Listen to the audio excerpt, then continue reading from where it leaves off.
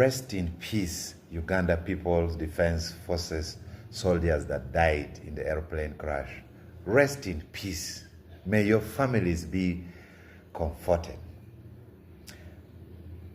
Soroti Flying School was put very deliberately, basing on intelligence information from the Israelites and from the British.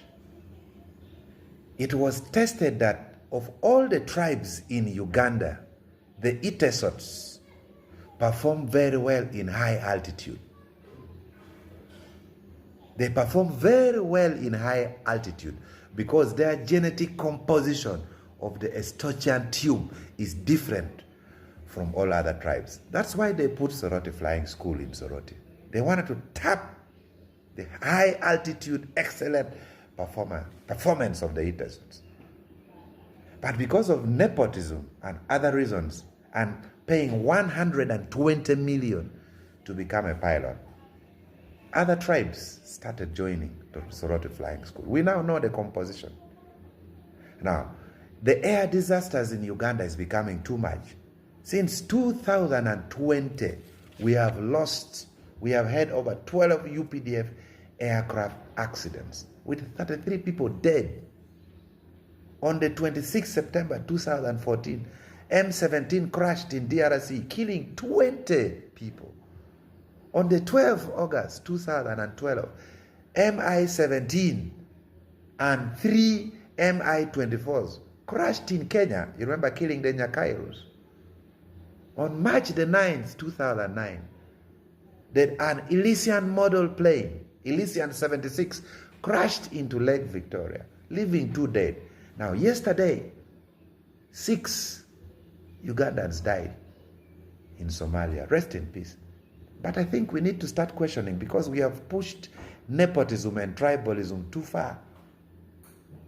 Those who don't perform very well in high altitudes are the ones now who are being favored to go to those flying schools. We need to check the British and Israelis' intelligence on the performance of Tesos. Tesos, even those climbing the boosters, the MTN mass, they are dead. For me, even you just raise me on a purple tree, my head already starts standing. So you have taken those who are not genetically advantaged to be good pilots. I think this is one of the reasons why we are having a complete failure in the Uganda Air Force. This is totally different from the statistics of the 60s and 70s. So we have to get back to that archives and check. We are good at different things. For example, to a Muhima, if he drinks milk, he or she drinks milk, that's a complete milk. It is digested. They release the final product as feces. But to me, a Nilotic and Acholi, if I drink milk, I go and urinate after 30 minutes. This is the same milk, but doing different things in different people. So let's accept that some people are better at certain things. So let this debate on Soroti Flying School begin, because if you go there now, 80% of the people are from a specific tribe, which means we are going to continue having air crash issues. In the 60s, there were even Teso pilots who would fly over Soroti town and write every letter of the alphabet. There was no single plane crash. But here now we've lost so many Ugandans. Let's get back to the drawing board. Soroti Flying School, and rest in peace the mighty UPDF soldiers. I'm not being sectarian. When the Al-Shabaab attacked Ugandans in Somalia, the president himself said they took those who did not know how to fight. Those who should have been cooking because they had relatives, they found themselves in Somalia. When the Al-Shabaab came, you saw videos of soldiers running away from battle.